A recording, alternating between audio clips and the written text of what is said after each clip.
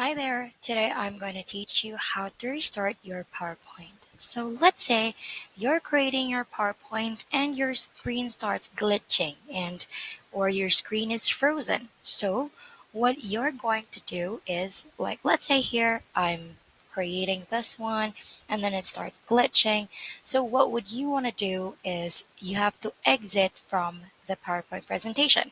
If this button, the X button, cannot be clicked because again the screen is frozen or something like that, you would want to go Alt F4. So click Alt plus F4 and that automatically exits you from the PowerPoint presentation. And then you just have to wait a couple of seconds and we're gonna reopen PowerPoint and go back to the PowerPoint presentation that we have. And then that's right there. And that's how easy to restart your PowerPoint when you're having some issues. And that's it for today's video. If you have any more questions, just let me know and I'll be happy to create more videos for you. Bye for now.